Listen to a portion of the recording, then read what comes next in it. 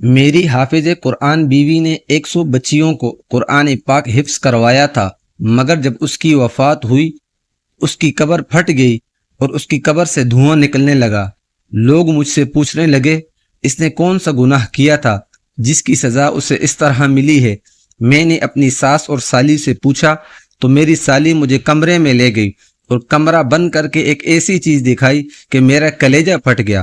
میری شادی کو 6 سال گزر گئے تھے اور میری بیوی نہایت خوبصورت اور نیک سیرت تھی۔ ان 6 سالوں کی رفاقت میں اس نے مجھے کبھی کوئی شکایت کا موقع نہیں دیا تھا۔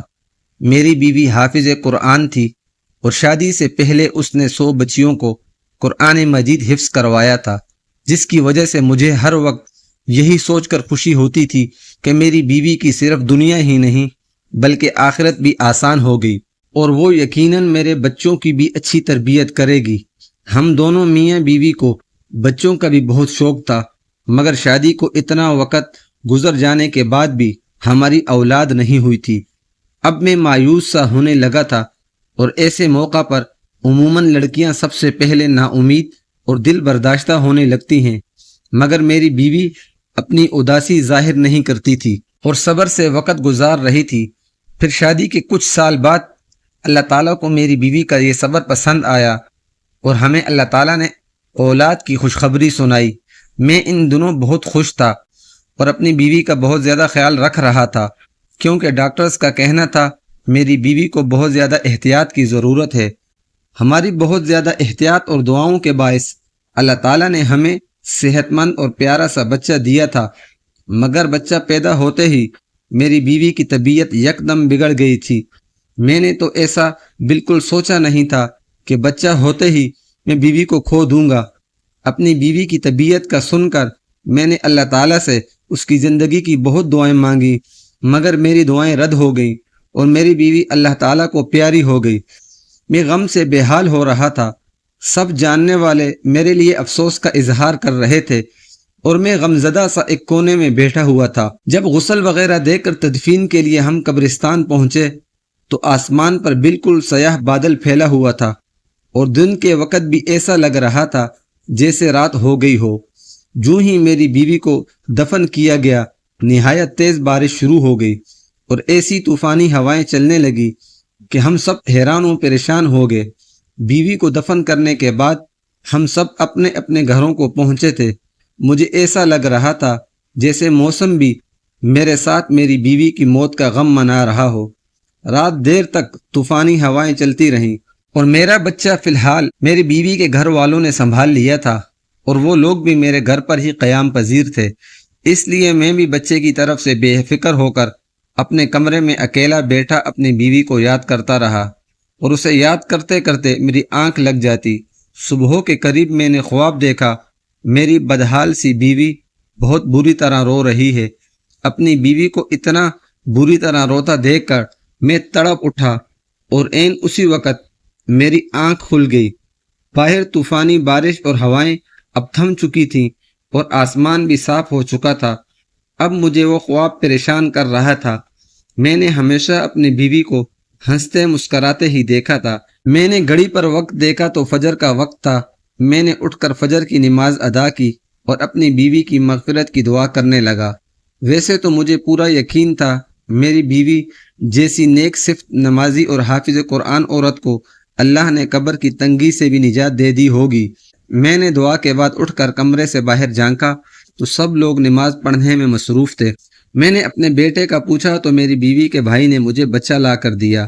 وہ سکون سے سو رہا تھا۔ میں مطمئن ہو گیا اور کتنی دیر اپنے بیٹے کو سینے سے لگا کر بیٹھا رہا۔ اپنے بچے کو پیار دے کر میں گھر سے نکل کر سیدھا قبرستان پہنچ گیا۔ میں اپنی بیوی کے لیے قرآن پڑھنا چاہ رہا تھا اور کچھ رات والے طوفان کے بعد میں اس کی قبر کی حالت کا بھی اندازہ لگانا چاہ رہا تھا۔ میں قبرستان پہنچ کر اپنی بیوی کی قبر کے پاس پہنچا۔ اس کی قبر کی حالت دیکھ کر میرے رونگٹے کھڑے ہو گئے۔ میرا دل خوف سے پھٹنے لگا، کیونکہ جس عورت کو میں نیک اور جنتی سمجھ رہا تھا اس کی قبر پر ایسا عذاب آیا ہوا تھا۔ مجھ جیسا مضبوط سا مرد بھی اندر تک ہل گیا تھا۔ میری بیوی کی قبر پھٹی پڑی تھی اور اس میں سے دھواں نکل رہا تھا۔ وہاں اتنی تپش تھی کہ میرا وہاں کھڑا ہونا مشکل ہو گیا تھا۔ کوئی مزدور بھی میری بیوی کی قبر بنانے کو تیار نہیں تھا۔ بڑی مشکل سے مجھے ایک مزدور ملا جس نے مجھ سے 4 گنا زیادہ پیسے مانگے اور میری بیوی کی قبر پر مٹی ڈال دی۔ یہ سب اس مزدور نے دور سے کھڑے ہو کر کیا تھا۔ میں گھر پہنچا تو میری حالت نہایت خراب ہو رہی تھی۔ سب نے میری حالت کو بیوی سے جدائی کا غم سمجھ کر مجھے سہارا دیا اور تسلی دینے لگے، جبکہ میں حیران تھا کہ آخر میری بیوی پر اللہ کا عذاب کیوں آیا تھا۔ وہ تو نیک عورت تھی، میری نظر میں تو میری بیوی کی ایسی کوئی غلطی نہیں گزری تھی۔ میں سوچ سوچ کر پاگل ہو رہا تھا کہ میری بیوی کی اصل حقیقت کیا ہے، اور جب مجھ پر اپنی مرحوم بیوی کی حقیقت کھلی تو میرا دل تک پھٹ گیا۔ میرا نام محسن ہے، میں اپنے والدین کی اکلوتی اولاد تھا۔ ہمارے گھر میں کل 4 افراد رہتے تھے، میں، میرے ماں باپ اور ایک میری بیوہ پھوپھو جو میری دوسری ماں جیسی تھی۔ میں جب کالج میں پڑھتا تھا تب میری والدہ کا انتقال ہو گیا اور ہم 3 لوگ باقی رہ گئے۔ ماں کو کھونے کا غم مجھ پر پھر بھی بہت بھاری ثابت ہوا تھا۔ میری ماں بہت نیک عورت تھی۔ مجھے میری پھوپھو اور میری ابا نے میری ماں کا غم بھلانے کے لیے بہت سہارا دیا اور ہر وقت میرے ساتھ لگے رہے۔ وہ دونوں کوشش کرتے تھے مجھے اکیلا نہ ہونے دیں۔ میں ہمیشہ سے ہی ان کی توجہ کا واحد مرکز رہا تھا۔ پھر میں بھی کچھ عرصہ بعد سنبھل گیا اور دوبارہ سے اپنی تعلیم کا سلسلہ شروع کر دیا۔ میں پڑھائی سے فارغ ہوا، میرے ابا اور میرے پھپھو کو میری شادی کا شوق ستانے لگا۔ میں نے حامی بھری تو زور و شور سے میرے لیے لڑکی کی تلاش کی جانے لگی۔ تب میری پھپھو کو اپنے مرحوم شوہر کے خاندان میں ایک لڑکی کا خیال آیا جس سے پھپھو کا اب بھی ملنا جلنا رہتا تھا۔ انہوں نے ہمیں بتایا کہ وہ لڑکی کم عمری سے ہی بہت سنجیدہ اور نیک تھی۔ اس کے والدین نہیں تھے اور وہ 2 بہنیں تھیں اور صرف ایک چھوٹا سا بھائی تھا۔ اس نے بہت بہادری سے حالات کا مقابلہ کیا اور اپنے دونوں بہن بھائی کو اکیلے پالا۔ حالانکہ وہ خود بھی بڑی نہیں تھی، وہ نمازی اور حافظ قرآن تھی۔ گھر میں بچیوں کو قرآن مجید پڑھاتی تھی اور اس کی دعا اور اس کے دیے ہوئے قرآنی تعویذات بھی بہت اثر رکھتے تھے، جس کی وجہ سے وہ تھوڑا بہت کما کر اپنا گھر چلا رہی تھی۔ میں نے اسے دیکھے بغیر ہی اس کی حامی بھر لی اور پھپھو نے پہلی فرصت میں ہی خاندان کے بڑوں سے مشورہ کر کے میرا اس لڑکی سے رشتہ طے کر دیا اور جلد شادی طے پائی۔ میرا رشتہ ہوا تو میری بیوی نے یہی شرط رکھوائی کہ وہ بعد میں بھی اپنی بہن کی شادی ہونے تک اور بھائی کی تعلیم پورے ہونے تک ان دونوں کی مالی امداد کرتی رہے گی۔ مجھے اس بات سے کوئی اعتراض نہیں تھا، بلکہ میں نے سوچ لیا تھا اگر مجھ سے بھی کوئی مدد ہو سکی تو کر دیا کروں گا۔ رشتہ طے ہونے کے بعد ہماری شادی کر دی گئی۔ میں نے اپنی بیوی کو دیکھا تو اس کا اسیر ہو گیا۔ وہ نہ صرف اچھی سیرت کی مالک تھی بلکہ بہت خوبصورت بھی تھی۔ اس کے ساتھ چند دن رہ کر ہی میں اس کے بہت قریب ہو گیا تھا۔ وہ ہمیشہ دوسروں کی مدد کرنے کو تیار رہتی تھی۔ میری بیوی عین میری پھوپھو کی بتائی ہوئی باتوں جیسی تھی۔ اس نے کبھی مجھے کوئی پریشانی نہیں ہونے دی اور میرے آرام و سکون کا بھی خیال رکھتی تھی۔ ہمارے گھر میں خوشحالی اور سکون تھا، بس صرف اولاد کی کمی تھی جو مجھے محسوس تو بہت زیادہ ہوتی تھی، مگر اپنی بیوی کے صبر سے مجھے بہت سہارا ملا ہوا تھا۔ ہماری شادی کے تیسرے سال ہی میرے ابا وفات پا گئے۔ اپنے ابا کی وفات اور اپنی بے اولادی نے مجھے کچھ زیادہ بے سکون کر دیا تھا۔ میرے اندر صبر اور شکر ختم ہونے لگا تھا۔ ایسے میں میری بیوی تھی جو مجھے ہر وقت اللہ کی مہربانیاں اور نعمتیں یاد دلاتی تھی۔ وہ مجھے صبر کی تلقین کرتی رہتی۔ میں حیران تھا کہ وہ ایک لڑکی ہو کر مجھے حوصلہ دیا کرتی تھی، حالانکہ ہمارے خاندان والوں نے ہمارا جینا مشکل کر رکھا تھا۔ ہماری اولاد کیوں نہیں ہو رہی؟ میری پھپھو تو اٹھتے بیٹھتے ٹھنڈی آہیں بھرنے لگی اور میری بیوی کو باتیں سنانے لگی، یوں جیسے یہ سب میری بیوی کے ہاتھ میں ہو۔ میں اپنی پھپھو کو سمجھا کر تھک چکا تھا، الٹا وہ ہم دونوں سے ہی لڑنے لگی۔ ہمیں علاج کروانا چاہیے تاکہ ہماری اولاد ہو سکے۔ اسی پریشانی کے ساتھ وقت گزرتا چلا گیا۔ جب ہماری شادی کو 6 سال ہونے والے تھے تب ہمیں اولاد کی خوشخبری مل گئی۔ ہم تینوں جیسے پھر سے جی اٹھے تھے۔ میں نے اور پھپھو نے میری بیوی کا خیال بہت زیادہ رکھا تھا اور بہت احتیاط کی تھی۔ میرا بیٹا ٹھیک ٹھاک اور صحت مند پیدا ہوا تھا، لیکن میری بیوی کی طبیعت بگڑ گئی تھی اور وہ موت کے منہ میں چلی گئی۔ یہ سب بہت اچانک ہوا تھا اور میں اس صدمے کے لیے بالکل تیار نہیں تھا۔ اپنے بچے کی تربیت کے حوالے سے میں نے اور میری بیوی نے مستقبل کے بہت منصوبے بنائے ہوئے تھے، مگر موت کسی کے ارادوں اور مرضی کی محتاج کب ہوتی ہے، جس کا جب وقت آ جائے اسے اللہ کے پاس لوٹ کر جانا پڑتا ہے، مگر اپنی بیوی کی قبر کی ابتر حالت اور اس پر آیا عذاب مجھے دھچکا پہنچا گیا تھا۔ ہر مشکل حال میں بھی میں نے اپنی بیوی کو صابر و شاکر دیکھا تھا۔ مجھے ڈھونڈنے سے بھی کوئی حامی نظر نہیں آتی تھی۔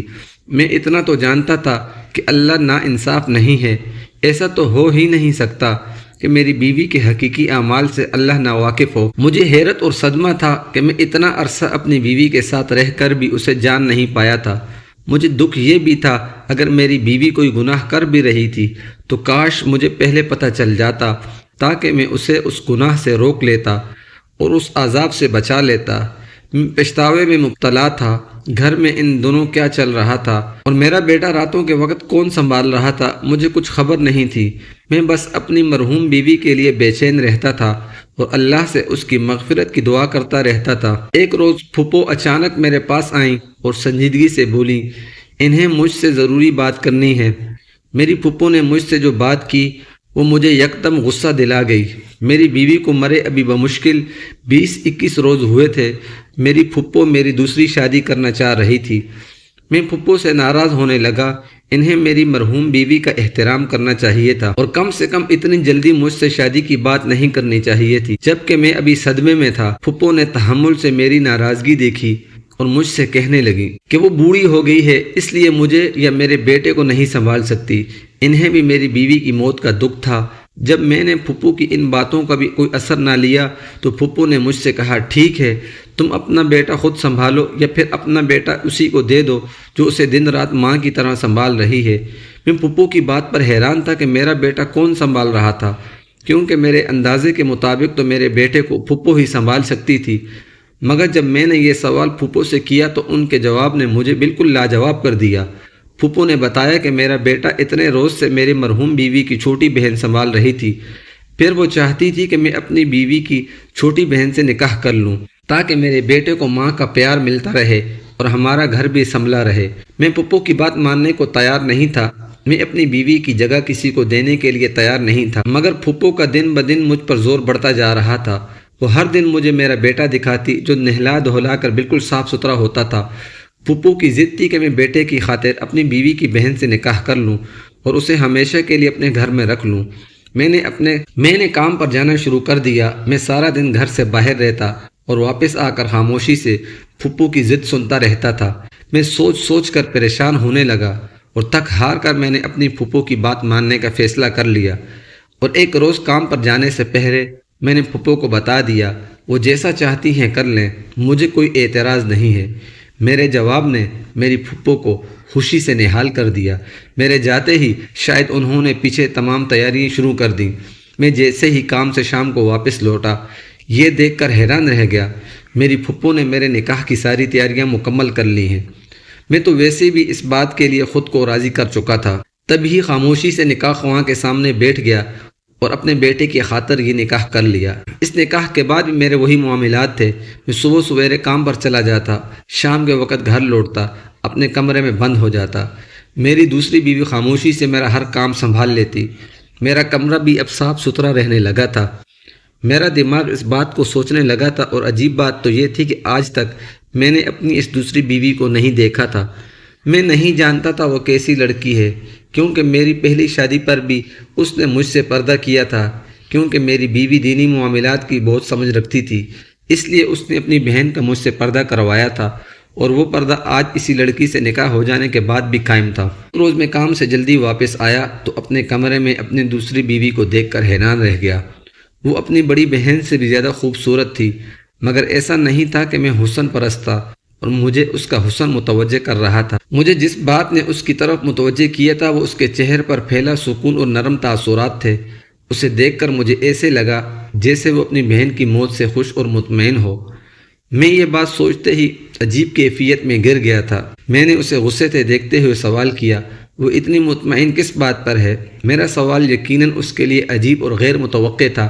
وہ حیرت اور پریشانی سے مجھے دیکھنے لگی تو میں مزید بولا، اسے اپنی بہن کی موت کا افسوس نہیں ہے، الٹا وہ اس کی جگہ لے کر بھی خوش ہو رہی ہے، جبکہ اس کی بہن جوانی میں موت کے منہ میں جا چکی تھی اور اس کی آخرت بھی جانے کیسی ہونے والی تھی، کیونکہ اس کو قبر میں یہ عذاب جھیلنا پڑ رہا تھا۔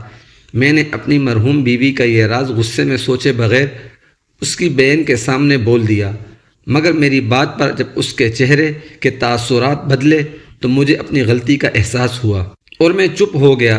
میری دوسری بیوی کچھ دیر صدمے سے مجھے دیکھتی رہی اور پھر بری طرح رو پڑی۔ میں اسے روتا دیکھ کر بھگلا گیا تھا۔ روتے روتے وہ ایسی بات بولنے لگی جس نے مجھے ساکت کر دیا تھا۔ وہ بار بار کہہ رہی تھی، مجھے یہی خوف تھا کہ بڑی باجی سے اللہ تعالیٰ ناراض ہو جائے گا اور اسے سخت عذاب دے گا، مگر وہ میری سنتی ہی نہیں تھی۔ میں اپنی بیوی کے الفاظ پر دنگ رہ گیا تھا۔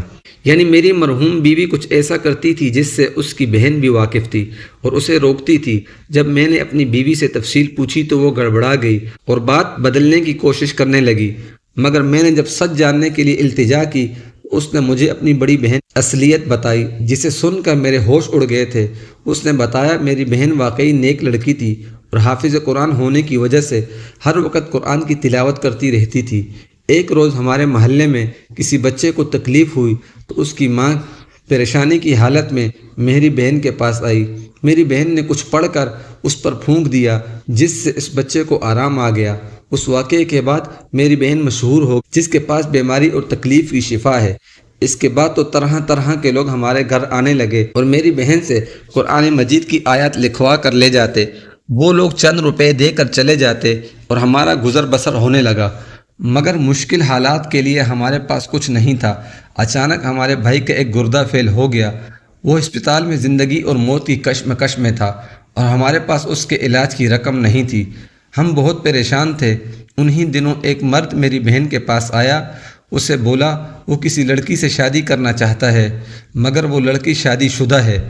وہ چاہتا تھا میری بہن ایسا تعویذ دے کہ لڑکی کی طلاق ہو جائے اور وہ اسے پالے۔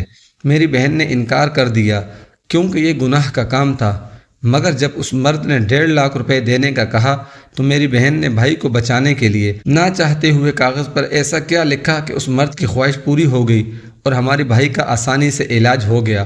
پھر تو ہر آئے روز ایسے ہی لوگ آنے لگے جو ناجائز مطالبے کے لیے تعویذ بنواتے اور ڈھیروں پیسے پکڑا کر چلے جاتے۔ ایک روز میں نے چھپ کر اپنی بہن کو وہ تعویذ بناتے دیکھا تو میرے سر پر آسمان گر پڑا، کیونکہ میری بہن کاغذ پر قرآن الٹا لکھ رہی تھی اور یہ کالا علم تھا۔ میں دکھ سے پاگل ہوتی، بہن کو روکنے لگی، اسے سمجھانے لگی وہ توبہ کر لے۔ وہ بولی اگر میں ایسا نہ کرتی تو ہمارا بھائی کب کا مر جاتا۔ میں اس بات پر غصہ ہو گئی تھی۔ میں نے بہن کو کہہ دیا اس سے تو اچھا تھا ہمارا بھائی مر جاتا، مگر یہ حرام کام نہ کرتی۔ زندگی موت تو اللہ کے ہاتھ میں ہے۔ میں اپنی بہن کو بہت سمجھاتی، مگر وہ اب لالچ میں آ چکی تھی۔ وہ اتنی نیک تھی کہ روحانیت پا چکی تھی، مگر اس نے پیسوں کے لالچ میں سب کچھ گنوا دیا۔ اس کی زندگی اچھی تھی، وہ نماز قرآن بھی کرتی اور حتیٰ کہ اس کی شادی ہو گئی، مگر اس نے وہ کبیرہ گناہ نہیں چھوڑا اور پیسے کماتی رہی۔ میں سب سن رہا تھا۔ میری بیوی بول رہی تھی، میں ڈرتی تھی کہ اللہ تعالیٰ ناراض ہوگا تو توبہ کی مہلت دیے بنا موت دے دے گا اور سخت عذاب دے گا، اور میرا کہا سچ ہو گیا۔ میں گمسم ہو گیا تھا۔ میں اپنی بیوی کو اتنا نیک سمجھتا رہا اور وہ صرف دنیاوی پیسے کی لالچ میں اتنا بڑا گناہ کرتی رہی، اور میرے سامنے بیٹھی میری دوسری بیوی اس جیسی حافظہ نہ ہونے کے باوجود اللہ کا خوف رکھتی تھی۔ اللہ تعالیٰ نے مجھے اب اصل میں نیک بیوی سے نوازا تھا۔ کالا علم کروانے والے اور کرنے والے دونوں کے لیے اللہ کے ہاں سخت عذاب ہے۔ اللہ تعالیٰ ہمیں بھی کالے علم سے بچائے اور دین پر عمل کرنے کی توفیق عطا فرمائے۔